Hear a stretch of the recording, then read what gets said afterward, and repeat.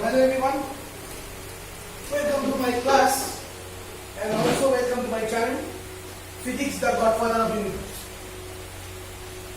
তো আজকে আমি বহুদিন পর অল্টারনেটিং কারেন্টের উপর ভিডিও বানাতে চলেছি। অল্টারনেটিং কারেন্ট এর লাস্ট থিওরিটিক্যাল ভিডিও আজকে হবে, সেটা হলো প্যারালাল রেজোনেট আর এলসি সার্কিট এর উপরে ভিডিও বানাতে চলেছি। তো লাস্ট টাইম আমি সিরিজ রেজোনেন্স সম্বন্ধে বলেছিলাম বা সিরিজ এলসিআর সার্কিট সম্বন্ধে বলেছিলাম লাস্ট দিন। তো আজকে আমি যেটা বলতে চলেছি সেটা প্যারালাল রেজোনেট বা এলসি সার্কিট সম্বন্ধে। খুব ইন্টারেস্টিং, খুব ইজি জিনিসটা। তো একটুখানি কথা প্রসঙ্গে আমি এলসিআর সম্বন্ধে রেজোনেন্স সম্বন্ধে একটুখানি বলিনি, একটুখানি রিক্যাপিচুলেট করে নিই ব্যাপারটা, তাহলে পরে তোমাদের সুবিধা হবে। আমরা দেখেছিলাম যে একটা সার্টেন ফ্রিকোয়েন্সিতে that means omega equals two 1/√LC, এই সার্টেন ফ্রিকোয়েন্সিতে যেটাকে আমরা ওমেগা জিরো বলেছিলাম, এই সার্টেন ফ্রিকোয়েন্সিতে যেটা হয়েছিল সেটা হচ্ছে একটা এলসিআর বর্তনীর পিওরলি রেজিস্টিভ নেচারে হয়েছিল, কারণ রিঅ্যাকট্যান্স পার্টগুলো কোনো কাজ করা বন্ধ করে দিয়েছিল, মানে ইকুয়াল টার্ম হয়ে যাওয়ার জন্য রিঅ্যাকট্যান্স পার্টটা ছেড়ে দিয়েছিল। That's why Z equals to R আর Z ইকুয়ালস টু R এই ঘটনাটা ঘটেছিল, মানে পুরোপুরি রিয়েল টার্ম মানে রেজিস্টিভ টার্মটা নিয়েছিল। এবং তার পাশাপাশি আমরা দেখেছিলাম ওই রেজোনেন্স কন্ডিশনে যেহেতু মানে ইম্পিডেন্সের এফেক্টটা কমে যাচ্ছে, আগে যেমন অফ রেজোনেন্স কন্ডিশন বা নন রেজোনেন্স কন্ডিশন ইম্পিডেন্স টার্মের মধ্যে R ছিল, ওমেগা L ছিল, 1/ωc ছিল। তো সেখান থেকে আমরা যে ইম্পিডেন্সটা পেতাম রেজোনেন্স কন্ডিশনে ওই ওমেগা L আর 1/ωc না থাকার দরুন এবং Z ইকুয়ালস টু R বা mod Z equals to R হওয়ার দরুন আমরা দেখেছি যে এই যে ইম্পিডেন্স টার্মটা, সেই ইম্পিডেন্স টার্মে যেটা হয়েছিল সেটা হচ্ছে কমে গেছিল আগের তুলনায়। আর দ্যাটস ওয়াই আগের কেসে যে কারেন্টটা পাস করেছিল এই কেসে কিন্তু অনেকটা বেশি কারেন্ট সার্কিটের মধ্যে পাস করেছে। এই কেসে কিন্তু অনেকটা বেশি কারেন্ট কি হয়েছে, এই সার্কিটের মধ্যে দিয়ে অনেকটা বেশি কারেন্ট এই কেসে সার্কিটের মধ্যে পাস হয়েছে, যেটা আমরা দেখতে পেয়েছি। ভালো কথা।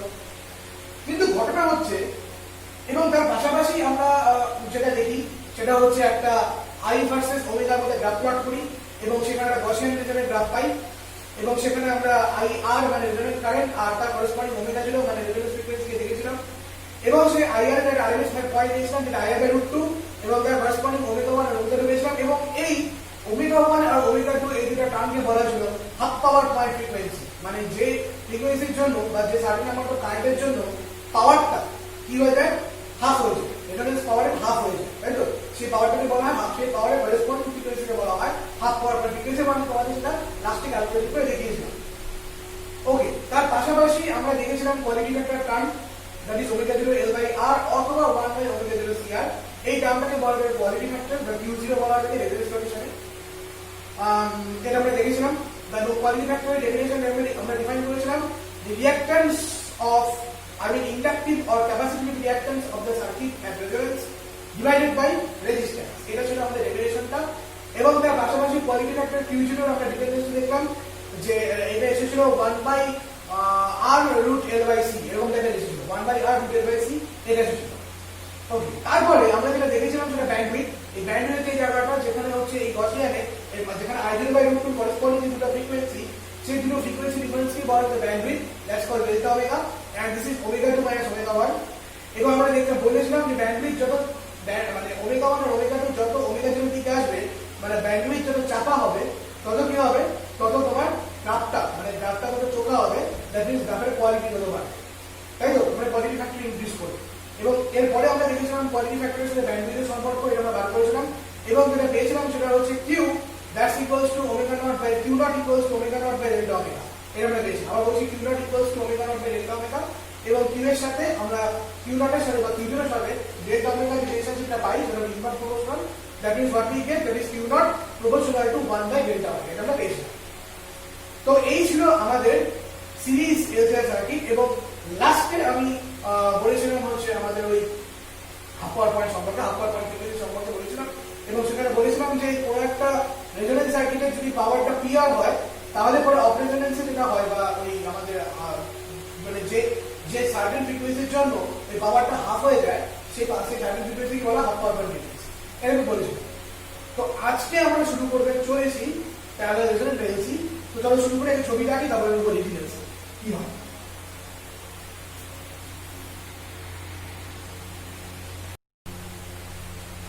ওকে, তো এবার দেখো এই হলো একটা সমান্তরাল অনুনাদ বর্তনীর চিত্র, ফিগার 1। দেখো তোমরা দেখতে পাচ্ছ এখানে এল এবং সি এরা দুজনকে আমরা প্যারালাল কম্বিনেশন যুক্ত করলাম। এবার প্যারালাল কম্বিনেশনে যুক্ত করার পর ওটা কম্বিনেশনটাকে ভিপি ইএমএফ এর সাথে যুক্ত করা হলো, যেখানে ভিটা আমি এখানে সুবিধার জন্য চয়েস করেছি ভিজুয়াল ইন্টিগ্রাল সাইন ওমেগা, এই ভিজুয়াল সাইন ওমেগা দিলাম। আমি ইন্টিগ্রাল যে ওমেগা দিতে পারতাম কিন্তু দিলাম না, থাক ভিজুয়াল যে ওমেগা দিয়ে ডেফিনেটলি করা যাবে, নো ডাউট, কিন্তু তাও আমি এখানে ভিজুয়াল সাইন ওমেগা দিয়ে দিলাম আমাদের সুবিধার জন্য। তো যাই হোক, তো ভিপি ইকুয়ালস টু যেটা আসলে সেটা ভিজুয়াল সাইন ওমেগা টি, এবং এই ভিজুয়াল সাইন ওমেগা টি থাকার জন্য একটা certain amount of current, suppose সেটা আইটি ফ্লো হচ্ছে, এটা হচ্ছে আইটি। এবার এই আইটি যখন দেখবে যেখানে দুটো রাস্তা এল আর সি, তো ডেফিনেটলি নিয়ম অনুযায়ী তার সব কারেন্ট অনুযায়ী তার সমান্তরাল বর্তনীর নিয়ম অনুযায়ী আইটিটা কি হয়, তোমাকে ভাগ হয় একটা আই1 কে একটা আই2। এদের মধ্যে দিয়ে যে কারেন্টটা পাস হচ্ছে সেটা হলো আই1 টি, আর এল2 এর মধ্যে সি এর মধ্যে দিয়ে যে কারেন্টটা পাস হচ্ছে সেটা হলো আই2 টি, এবং তারপর আবার মার্জ হয়ে চলে আসে। তো এবার আমি যেটা লিখেছি সেটা দেখো, একটি আবেশক এল এবং একটি ধারক সি প্যারালাল কম্বিনেশনে আছে, তাই তো? তোমার সমবায় আছে, এবং ওই সমবায়ের উপর VT equals to v0 e to the power j omega t এর প্রয়োগ করা হবে। এবং এই গোটা সমবায়ের উপর আমরা যেটা প্রয়োগ করলাম সেটা হচ্ছে VT equals to v0 e to the power j omega t, এই পরিমাণে আমরা কি করলাম, প্রয়োগ করব। ভালো কথা। তারপরে কি বলছে, এর ফলে আইটি পরিমাণ তড়িৎ সার্কিটের মধ্যে প্রবাহিত হয়। এর ফলে আইটি পরিমাণ তড়িৎ কি হয়, বর্তনীর মধ্যে দিয়ে প্রবাহিত হয়, যা এল এর মধ্য দিয়ে, যেটা কি হয়, এল এর মধ্য দিয়ে আই1 টি আর সি এর মধ্য দিয়ে আই2 টি হয়ে যায়। that is it equals to what, that is it equals to i1 t, that is it equals to what, i1 t plus i2 t, it equals to i1 t plus i2 t। আচ্ছা, তাহলে এখন for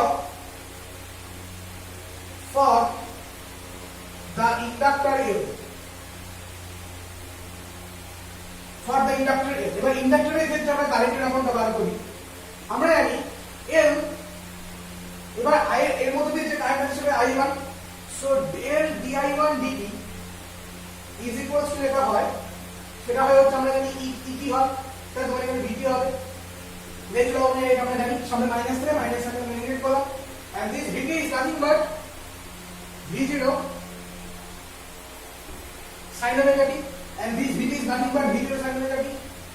Now di1 dt, that's equals to v0 by L sin omega t, that's equals to v0 by L sin omega t. That means di1, okay, just let me go. That means di1, that's equal to v0 by L sin omega t dt. di1 equals to what, v0 by L sin omega t, v0 by L sin omega t into dt. Now integrating both side integrate করব, integrate করব। কিসের রেসপেক্টে আমরা integration করলাম, এরকম আমরা definite integration নিলাম, এখানে 0 two i1 নিলাম লিমিটটা সুবিধার জন্য আমাদের, that is di1, আর এখানে নিলাম v0 by L তো কনস্ট্যান্ট, এখানে 0 টু t নিলাম sin omega t. So now what we get, that is I1, that's equals to minus V0 by omega L, minus V0 by omega L, minus term আসবে একটা into cos omega t, minus V0 by omega L into what, into cos omega t। এটা হচ্ছে এর মধ্য দিয়ে যে কারেন্টটা flow হচ্ছে তার অ্যামাউন্ট আমরা পেয়ে গেলাম, এর মধ্যে দিয়ে যে কারেন্টটা ফ্লো হচ্ছে তার অ্যামাউন্ট আমরা পেয়ে গেলাম। দেখে নাও, this I1,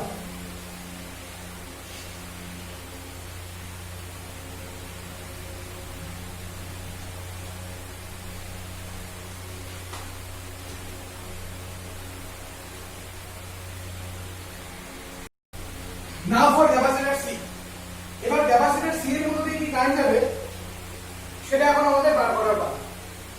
এখন ক্যাপাসিটর C এর মধ্যে দিয়ে কি কারেন্ট যাচ্ছে সেটা এখন আমাদের বার করার পালা।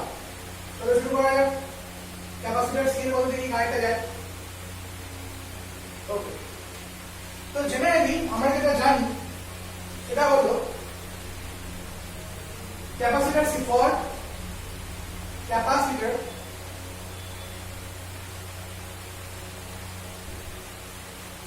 C for capacitor C আমরা জানি Q equals to CV, that is when QT that's equal to divided CVT, that's equal to divided CVT. আমরা QT টাকে কাজ করি Q2T, এটা সুবিধা হবে কারণ Q2 টা কারণ I2 corresponding চার্জ হচ্ছে Q2, তার জন্য লিখে দিলাম। and what is CVT, that is C V0 sin omega t। কিন্তু আমরা তো কারেন্ট ইন্টারেস্টেড, আমরা তো চার্জিং ইন্টারেস্টেড না, আমাদের I2 বার করতে হবে, তার জন্য বোথ সাইডে ডেরিভেটিভ করব। তাহলে কি হবে, তার মানে I equal to dqdt, that means T Q2T by dt, this is nothing but I2t, this is nothing but I2t, that's equals to sin এর থেকে কি বের আসলো, ওমেগা বের আসলো, omega C V0 cos omega t, omega C V0 cos omega t। Now what is the total current? Now what is the total current I2? So the total current I2 equals to what? I1 plus I2, and what is I1? Minus V0 by omega L cos omega t plus omega C V0 cos omega t, omega C V0 cos omega t। ওকে, তাহলে কি পাচ্ছি আমরা এখান থেকে minus okay omega C minus 1 by omega L into V0 cos omega t, this is nothing but IT, this is nothing but IT, this is nothing but IT, fine। देखो omega C minus omega L plus V0 cos omega t, this is nothing but IT। now what happens? আচ্ছা IT টা করতে হবে না, বোঝা গেছে নিশ্চয়ই। IT মানে হচ্ছে আমরা জানি I1 টা আছে। এবার যেটা আসলো, suppose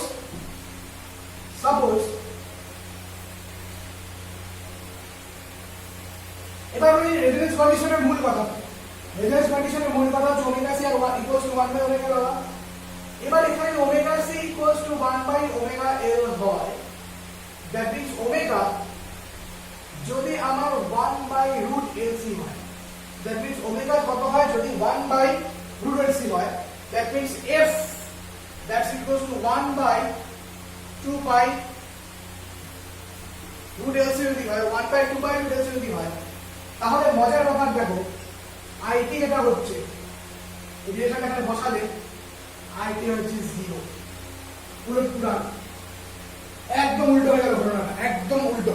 IT টা কমপ্লিটলি হয়ে যাচ্ছে 0, যেটা আগে মানে আমাদের নরমাল রেজোনেন্স কন্ডিশনে, মানে আমাদের আগে নরমাল রেজোনেন্স কন্ডিশনে যেখানে আমরা দেখেছিলাম যে omega C equals to 1 by omega হওয়ার জন্য যেখানে আমরা দেখেছিলাম যে মডজেটটা ছোট হয়ে যাচ্ছে, মডজেট ইকুয়াল আর হয়ে যাচ্ছে এবং তার করেসপন্ডিং আইডিটা দেখেছি আমরা ম্যাক্সিমাম হয়ে যাচ্ছে, কিন্তু এখানে পুরোপুরি 0 হয়ে যাচ্ছে। That's why this type of circuit are known as tank circuit, tank circuit or rejector circuit, tank circuit or rejector circuit, tank circuit or rejector circuit. যেখানে আমরা দেখেছিলাম যে একটা সিরিজ এলসিআর সার্কিট হলো অ্যাকসেপ্টর সার্কিট, সে কারণ সেখানে আইডিটা ম্যাক্সিমাম হচ্ছে, গসিয়ান কার্ভ পাচ্ছি।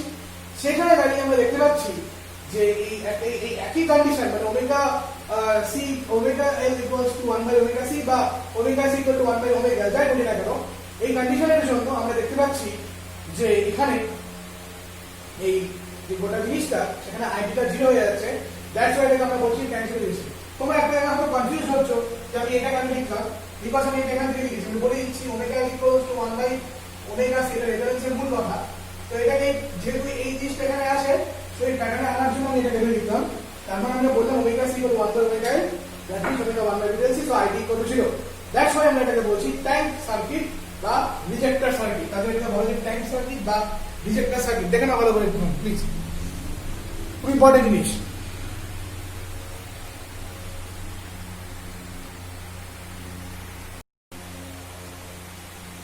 ওকে, তাহলে এই গেল আমাদের সমান্তরাল অনুনাদ বর্তনী বা প্যারালাল রেজোন্যান্স সার্কিট তোমরা বুঝতে পারলে?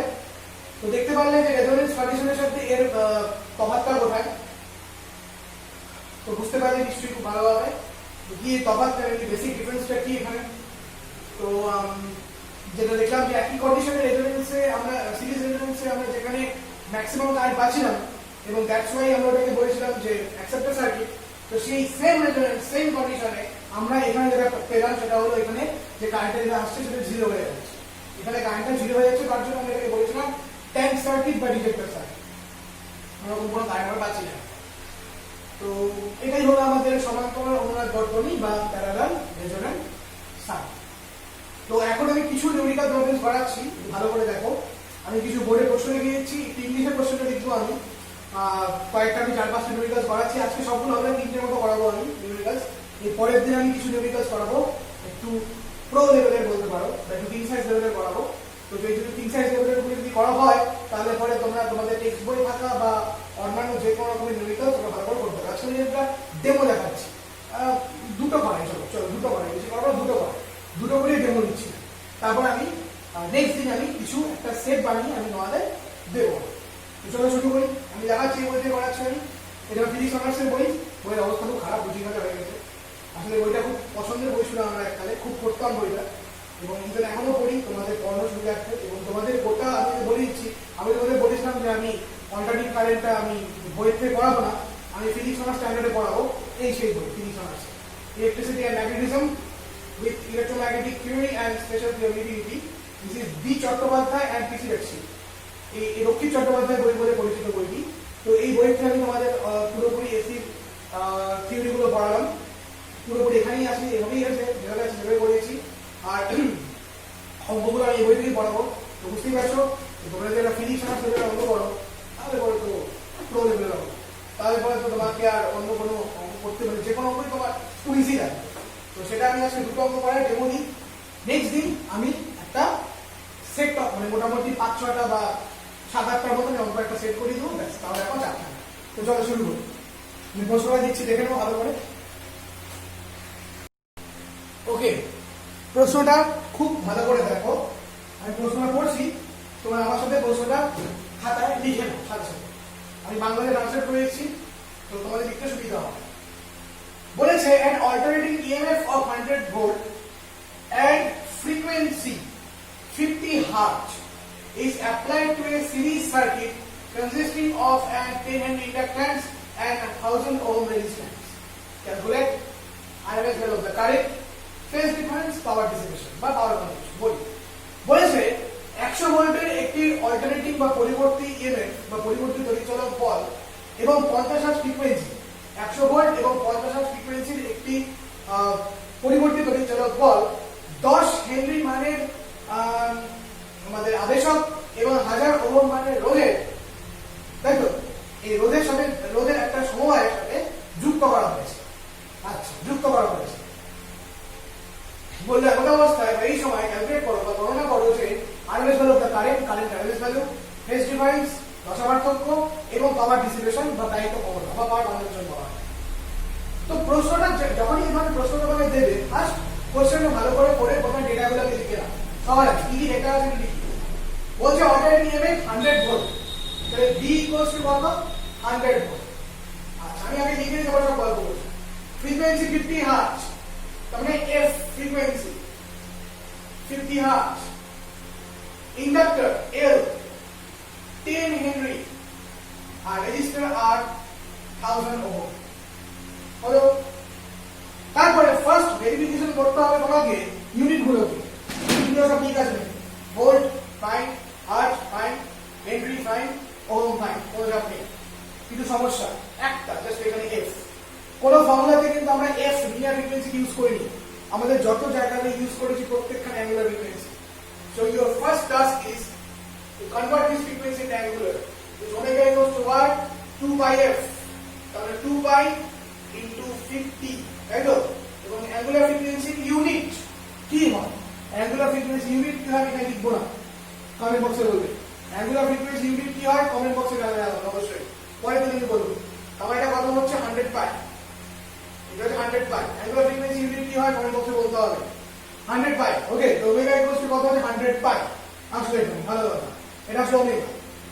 বাট লক্ষ্য করার একটা বিষয়, আমরা এতক্ষণ যাবতীয় যত থিওরি পড়ে এসেছি প্রত্যেক থিওরিতে কিন্তু অল্টারনেটিভ ইএমএফ এর ভ্যালুতে ই টু দি পাওয়ার বা সাইন বা কস রেশিও এটা একটা নিউমেরিক্যালস নাম্বার, এটা একটা সংখ্যা।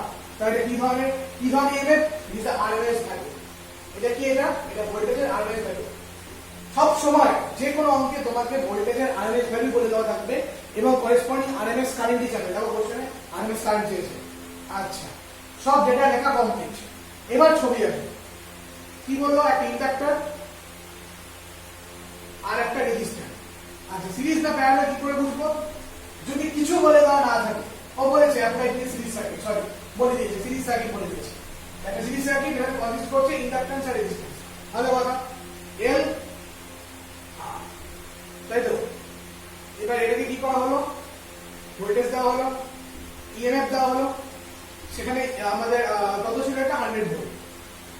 এর করেসপন্ডিং কারেন্ট কত যাচ্ছে সেই আইআরএমএস আমাকে বার করতে হবে। আইএমএস টা বার করতে হবে। এবার আমরা জানি ভি ইকুয়ালস টু আইআর, কিন্তু এখানে তো আর এর কোনো গল্প নেই, এখানে আছে জেড। তাহলে সবার আগে জেড বার করতে হবে। এন্ড খুব ইজিলি ছবি থেকে বোঝা যাচ্ছে this is nothing but Taylor circuit. তাহলে টেলর সার্কিটের ক্ষেত্রে জেড এর ভ্যালু কত হয়? টেলর সার্কিটের ক্ষেত্রে জেড এর ভ্যালু হয় R plus j omega L. So what is R? R is 1000, J is J, omega is 100 pi and L is 10. তার মানে 1000 plus 1000 J pi, তাই তো? এবার 1000 কমন তে কি করে থাকবে?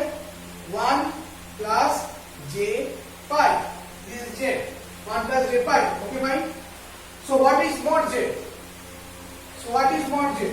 Mod J equals to root under, আচ্ছা উপরের টার্মটাকে কি করি? তাহলে কি হবে? 1000 স্কয়ার প্লাস 1000 পাই স্কয়ার। এবার 1000 স্কয়ার কে কমন নিয়ে বাইরে বার করলে it will be only 1000, it root over 1 plus pi square, 1 plus pi square. এবার ক্যালকুলেটর যদি ক্যালকুলেট করো তাহলে তুমি ভ্যালু পাবে 3296.9 ওহম। ইম্পিডেন্স চলে আসো কাছাকাছি, একটু অদল হতে পারে, কে কি ধরনের ক্যালকুলেটর ইউজ করছে তার উপর ডিপেন্ড করে, কিন্তু অদল হতেই পারে। Okay, so this is the impedance value, 3296.9 ohm এর ইম্পিডেন্সের ভ্যালু। এবার এখানে ইম্পিডেন্স পেয়ে গেলাম। এবার ইম্পিডেন্স যেহেতু পেয়ে গেলাম, এবার এখানে আমাদের কারেন্ট বার করা ইজি হয়ে যাবে। So what is IRMS? IRMS equals to DRMS by mod J. আমাদের আরএমএস বার কত বলেছে? So what is DRMS? 100 divided by 3296.9, that is, এবার এখান থেকে ক্যালকুলেট করলে তোমরা যেটা পাবে, আমি বলে দিচ্ছি, লিখে দিচ্ছি এখানে, সেটা হলো 30.33 milliampere.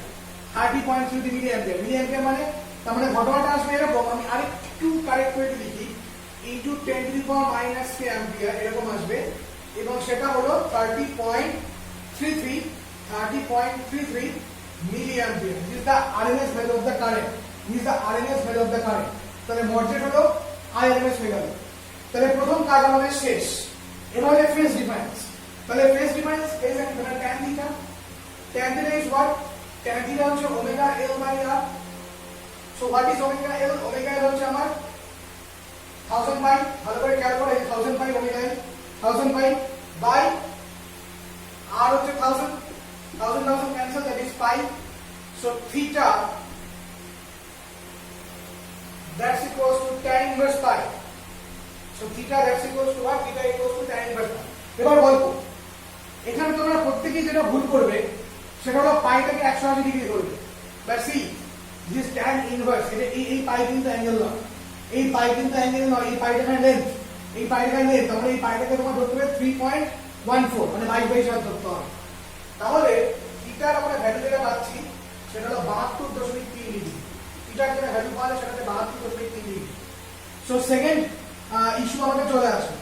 Now the third issue is power dissipation. এখানে বলছি the third issue is power dissipation বা পাওয়ার কনজাম্পশন। পাওয়ার কনজাম্পশনের ফর্মুলা হলো P equals to VRMS IRMS cos theta, তাই তো? And one more thing, এটা যদি এলআর সার্কিট, তার জন্য ভোল্টেজ কারেন্ট লিড করে, এটা আমরা জানি ভোল্টেজ কারেন্টকে লিড করে, মানে কারেন্ট ভোল্টেজকে ল্যাগ করে এখানে, এই বিষয়ে কোনো সন্দেহ নেই। এবার আমরা বার করতে চলেছি পাওয়ার ডিসিপেশন অথবা যাকে বলা হয় পাওয়ার কনজাম্পশন। তাহলে ভিআরএস কত? ভিআরএস আমাদের 100, আই কত? 30.33 মিলিঅ্যাম্পিয়ার না অ্যাম্পিয়ারটা নিব into 10⁻³ into cos 72.3 degree, 72.3 degree, এবং এটাকে ক্যালকুলেট করে দাঁড়ায় 0.922 ওয়াট। এটা ক্যালকুলেট করে দাঁড়ায় 0.922 watt. This is the power consumption. So this is the first chemical process of air. একইভাবে সিআর এর অঙ্ক ঠিক একইভাবে করতে হয়, জাস্ট আলাদা এখানে যেটা হবে সেটা হলো জেড এর জায়গাতে আমি একটু বলে দিই। সিআর এর ক্ষেত্রে জেডটা হবে আর প্লাস 1/j⍵c বা আর মাইনাস j/⍵c, যেটা বুঝি বলতে পারো। তো সেখান থেকে একই হবে, তোমরা জেড বার করবে, মড জেড বার করবে, মড বার করে সেখান থেকে সলভ করতে হবে, একই বলো। তো তার জন্য সিআর এর আমি অঙ্ক আলাদা করে ঘোরাচ্ছি না, ঠিক আছে? তো এলার যা সিআর একই রকম, আমি এখানে এলসিআর এর উপর অঙ্ক করাচ্ছি, এলসিআর এর উপর একটা অঙ্ক করাচ্ছি। এটাই আজকে লাস্ট অঙ্ক, লাস্ট টপিক হবে, ওকে? তারপরে আমরা অঙ্কের একটা সেট তৈরি করবো আমরা একটা অঙ্কে, দেখে নাও ভালো করে।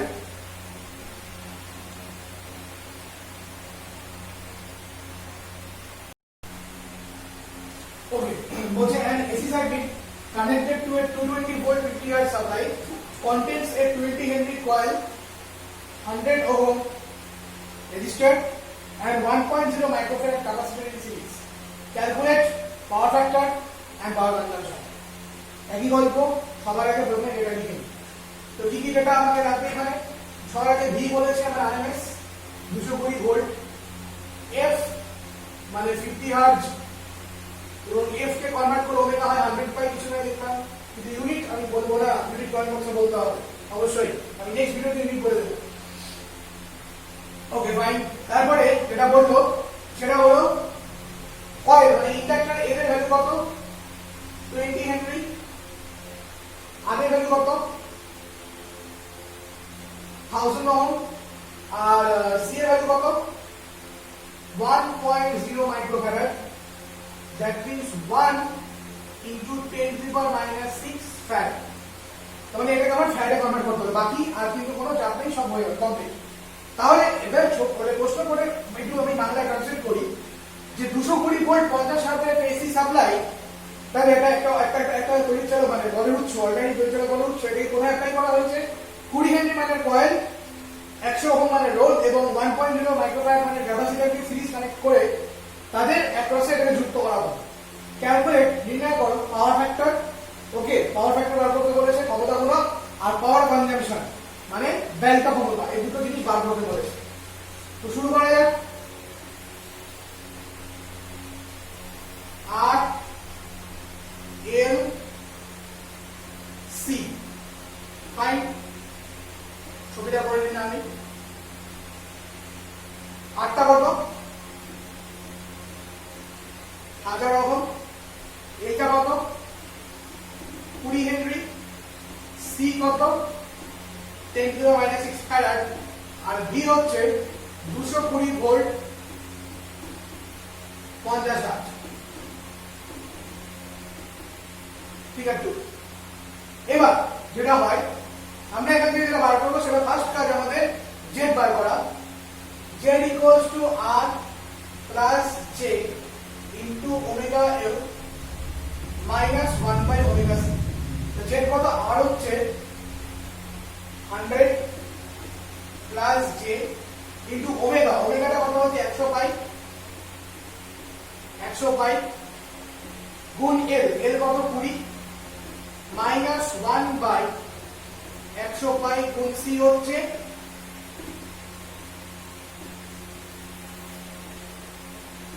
10⁻⁶, c হচ্ছে 10⁻⁶। Okay, so now from here after calculating it, so this is z, so what is mod z? এবার এই z এর যদি mod z বার করা হয় এবং ক্যালকুলেট করলে পরে আমরা mod z এর ভ্যালুটা পাই, এরকম টাইপের আসে mod z এর ভ্যালুটা। আচ্ছা আমি একটু এখানে একটু সলভ করে দিই সুবিধার জন্য, তাহলে এখানে ক্যালকুলেট করলে z এর যেটা ভ্যালু দাঁড়াচ্ছে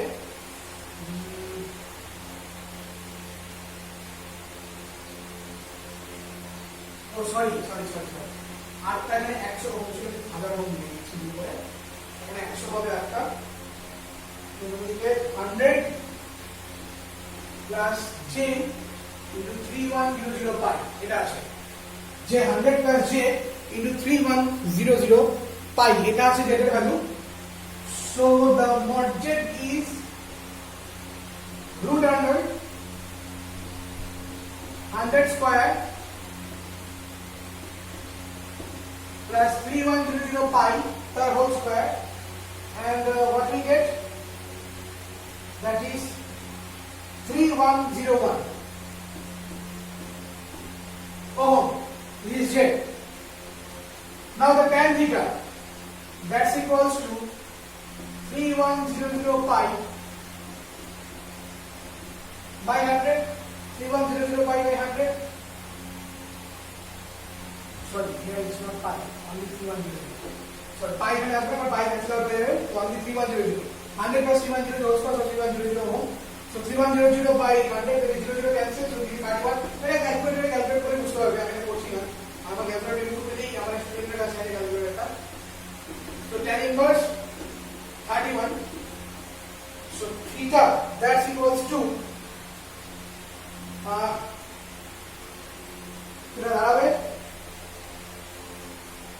so tan inverse 31 theta, okay fine, is here,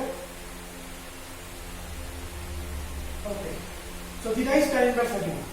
আচ্ছা, কিন্তু এবার আমাদের বার করতে হবে পাওয়ার ফ্যাক্টর, মানে cos theta বার করতে হবে। তো পাওয়ার ফ্যাক্টর কি বার করি, so power factor that is cos theta, that is cos of hard bracket tan inverse 31, and what we get that 0.032. After calculating we get that 0.032. Now the power consumption, that is PT, that's equals to VRMS into RMS with cos theta. VRMS হলো 220, I RMS PT equals to 220 into মানে VRMS RMS মানে কি V by R, মানে 220 by মানে Z হবে 3101 into cos theta মানে 0.032, বারবার হবে, অসুবিধা নেই কোনো। So if we calculate it, then we get what, 0.5 watt. এটা দেখবা, তুমি দেখবে তোমরা প্রত্যেকে ক্যালকুলেট করে কত আসে, 0.5 ওয়াট, এটা আসবে आंसर। দেখে নম্বরটা ক্যালকুলেশন পার্টগুলো খুবই ইজি, কোনো চাপ নেই এখানে। মেইন হচ্ছে সরি মেইন হলো ব্যাপারটা কি করে করতে, স্টেপগুলো আসো, স্টেপগুলো ভালো করে বুঝতে হবে আমাদের, প্রত্যেকটা অঙ্কে স্টেপগুলো ভালো করে বুঝতে হবে, স্টেপ না বুঝলে বিপদ।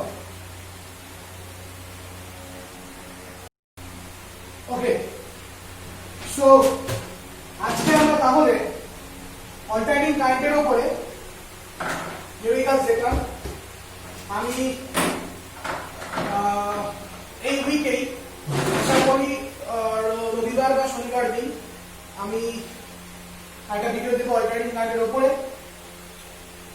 সেখানে শুধুমাত্র নিউমেরিক্যালস থাকবে, যত রকমের নিউমেরিক্যালস হয়। তো আমি যেরকম তোমাদের দেখো যে কেবিল কেসের বা অন্যান্য চ্যাপ্টার যেরকম করেছি, শীট অ্যাটাচ করে দিয়েছি, প্রত্যেকের সাথে মানে অঙ্ক শুরু করার আগে কোশ্চেন অ্যাটাচ করা থাকে, সেভাবে করে দেবো, তাহলে তোমাদের সুবিধা হবে। আমি বাংলা লিখে দিয়ে আমি করবো। তো এরকম কিছু এই বই থেকে আমি করাবো, লক্ষ্মী চট্টোপাধ্যায়ের বই থেকে। এই চ্যাপ্টারে এই বইটা যদি ভালো করে পড়া যায়, তাহলে তোমাদের টেক্সট বই অঙ্কগুলো সোজা লাগবে, এবং তার পাশাপাশি যে কোনো অঙ্ক দিক না কেন, সেটা যেই লেভেল বলো বা অন্যান্য যে কোনো লেভেল বলো, যে কোনো জায়গায় না কেন, তো সেখানে তোমাদের সুবিধা হবে, এটা প্রবলেম হবে না।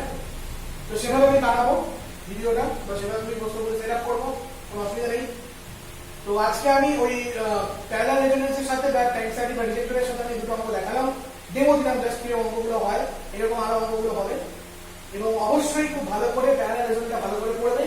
আরেকটা কথা বলি, আমি ট্রান্সফরমার তোমাদের চ্যাপ্টারে আছে, ট্রান্সফরমারের উপর ভিডিওটা দিলাম না, কারণ ট্রান্সফরমার বই যেটা আছে সেটাই আমি দেবো, কারণ আলাদা কিছু দেবো না। তো ট্রান্সফরমার টেক্সট বই যেটা আছে, তোমার দোয়ারি বই যদি ফলো করো, তো ডেফিনেটলি দোয়ারি বই খুব ভালো করে লিখে দেওয়া আছে। তো দোয়ারির বই ট্রান্সফরমারটা খুব ভালো করে লিখে দেওয়া আছে, ট্রান্সফরমার রেশিও দিয়ে। তো এটা তোমরা ফলো করো প্রত্যেকেই। হ্যাঁ, আমি তার জন্য যেহেতু একই ভিডিও একই রাখা হবে, যদি ট্রান্সফরমারের কোনো ক্যালকুলেশন থাকতো তাহলে আমি করে দিতাম, কিন্তু যেহেতু ট্রান্সফর্মারের কোনো ক্যালকুলেশন তোমাদের সিলেবাসের মধ্যে নেই, তার জন্য আমি ট্রান্সফর্মার থেকে কোনো কিছু করাচ্ছি না।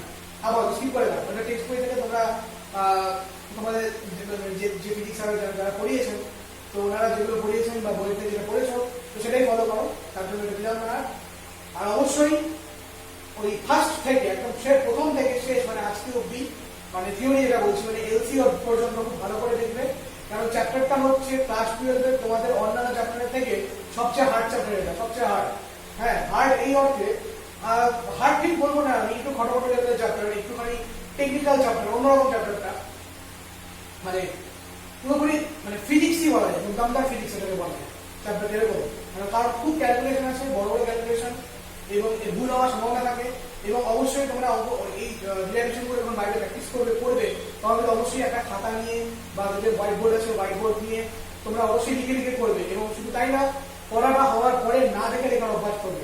ফিজিক্স আমার একটা সাবজেক্ট, শুধু ফিজিক্স না, যে কোনো সাবজেক্টে আমি আগেও বলেছি আবার বলছি, মানে আজকে ঠিক আজ থেকে 1 মাস 1 দিন পরে তোমাদের পরীক্ষা 29 তারিখে। তো এই একটা মাস খুব ভালো করে কাজে লাগাও। 2 বেলা টাইম পাচ্ছ যারা সায়েন্সের, অবশ্যই 2 বেলাতে 1 বেলা ফিজিক্স 1 বেলা কেমিস্ট্রি করো, অথবা তোমাদের যদি মনে হয় তোমরা ভাগ করে নিতে পারো। তোমরা সবচেয়ে ভালো ভাগ করে নেওয়া, কারণ 1 বেলা ফিজিক্স 1 বেলা কেমিস্ট্রি পড়ার একটু চাপে। তোমরা মনে করে এরকম করতে পারো যে গোটা মাসটাকে 2 ভাগে ভাগ করে নাও, প্রথম 2 সপ্তাহ 2 সপ্তাহ করে। ফার্স্ট 2 উইকস তোমরা কেমিস্ট্রি পড়ো, কেমিস্ট্রি ছাড়া অন্য কোনো সাবজেক্ট পড়বেই না, কেমিস্ট্রি ছাড়া একদম চোখ বন্ধ করে দেবে, কিছু না। 2টা উইক শুধু কেমিস্ট্রি বই পড়বে ভালো করে। তারপরে 2টো উইকে তোমরা পড়ো হচ্ছে শুধু ফিজিক্স, এবং ফিজিক্সটাকে যদি 29-এর আগে রাখো তাহলে সুবিধাটা এই হবে যে ফিজিক্সটা পড়েই তোমরা গিয়ে সাথে সাথে পরীক্ষাটা দিতে পারবে, এবং এই দিক থেকে তোমাদের সুবিধা হবে, গরম পড়াটা গরম পরীক্ষা দিতে পারবে। আর এই কটা দিন এবং এটা শুরু করা হচ্ছে নেক্সট মান্থ থেকে, মানে আমি কালকে থেকে শুরু করতে পারো, আগামীকাল থেকে 29 তারিখ থেকে, কিংবা তুমি 1 তারিখ থেকে শুরু করতে পারো। কিন্তু এই কটা দিন তোমরা একটুখানি দুটোই ভালো করে দেখো, ভালো করে, আমি জানি তোমরা বলতে ভালো করে পড়ছো, কিন্তু আমি সাজেস্ট করবো এখন যে 1টা মাস পড়লো, এই 1টা মাসের মধ্যে তোমরা 2টো সাবজেক্টকে এরকম ভাগ করে নাও। 2 সপ্তাহ শুধুমাত্র করবে হয় কেমিস্ট্রি, 2 সপ্তাহ করো ফিজিক্স। ফিজিক্সটা শেষের দিকে রাখো, তাহলে সুবিধা হবে, তাই তো? যদি ফিজিক্সটা আগে হবে 29 তারিখে, তাহলে সেক্ষেত্রে তোমাদের একটা অ্যাডভান্টেজ থাকবে। এইভাবে তোমরা পড়ো, কারণ একবারে ফিজিক্স 1 বেলা কেমিস্ট্রি যদি পড়ো তাহলে ইন্টারেস্ট করাটা চাপ হয়ে যাবে, মাথায় রাখবে না, আলটিমেটলি কোনো লাভ হবে না। এবং শুধু তাই না, যেটাই পড়ো না কেন, কেমিস্ট্রি তোমরা অর্গানিক পড়ো, ফিজিক্যাল পড়ো, যাই পড়ো না কেন, বা ফিজিক্স যাই পড়ো না, লিখো হয়, লিখো, না লিখতে কিন্তু হবে না, কোনোদিনও পরীক্ষা নেওয়াতে পারবে না লিখতে পারো। যতই তুমি পড়া মুখস্থ করো, যতই যা করো কেন, এই জিনিসগুলো যেগুলো অঙ্ক করাচ্ছি বা যে revision part first to last পর্যন্ত বলতে না রেখো, যদি একবার খাতা লেখা না থাকে তাহলে কিন্তু পরীক্ষায় নামানো খুব টাফ, কিছুতে মনে পড়বে না। তুমি দেখতে পাচ্ছ জানা প্রশ্ন, চেনা প্রশ্ন, হ্যাঁ আমি এই প্রশ্নটা করেছি, এই প্রশ্নটা আমাকে অমুক স্যার করিয়েছেন, তমুক স্যার করিয়েছেন, বা আমি আমার ভিডিও হয়তো দেখেছো তোমরা এই রিভিশনটা। কিন্তু যদি তোমরা না দেখো, জিনিসটা যদি না লেখো, স্পেশালি যদি না লেখো বা লিখে না পড়ো, তাহলে কিন্তু ওই জানা প্রশ্ন কিন্তু লিখতে গিয়ে গুলিয়ে যাবে। তো এইটা আমি বারবার আগেও বলছি, এখনো বলছি, ভবিষ্যতে বলবো, অ্যালার্ট করছি। আমরাও তাই করতাম, এটাই পড়াশোনা করতাম, এটাই পড়াশোনা করার অ্যাকচুয়াল নিয়ম। তো এইভাবে পড়াশোনাটা করো, ওকে? তো এই 1টা মাস খুব ভালোভাবে কাজে লাগাও। এই 1টা মাস ঠাকুর করে যদি ভালো করে চলে যায়, 29 আর 2 তারিখ যদি তোমাদের পরীক্ষা হয়ে গেল, ব্যাস তোমাদের কিন্তু আজ কোনো চাপ নেই, তাই তো? তারপর তোমাদের যা যেরকম সব শখ মিটিয়ে নিও। অনেকে সব জিম করবে, অনেকে সব সাঁতার শিখবে, এবং এই জিম বা সাঁতার শেখার আগে আমি একটা ফ্রি অ্যাডভাইস দিই, সাথে সাথে কম্পিউটার একটা কোর্স করে নেবে, 1 বছর বা 6 মাসের কোর্স, এটা খুব দরকার। আসলে ভবিষ্যতে এই কম্পিউটারটা খুব লাগে আমাদের, এই কোর্সটা খুব দরকার, এই কোর্সটা অবশ্যই করে নেবে। তারপর তার পাশাপাশি যারা যাতে সব এর মধ্যে মিটিয়ে নেওয়া হবে, তাই তো? খুব ক্রিটিক্যাল পরিস্থিতি, জানি খারাপই লাগে বলতে, মানে এই সময় তোমাদের যে সিচুয়েশন, এখন তোমাদের মজা করার টাইম ছিল, তাহলে খুব মজা করার টাইম, ঘুরে করার টাইম ছিল। একে লকডাউন, তারপরে পরীক্ষা পেছানো, সব দিক থেকে ঝামেলা, চারিদিক থেকে বাস বলা যায়। তো যাই হোক, ভালো করে পড়ো, এই 1টা মাস একদম দম লাগিয়ে পড়ো, আগে দিয়ে লেগে যাও, পুরো হাটিয়ে পরীক্ষা দাও। খুব ভালো হবে, best of luck, bye, tata.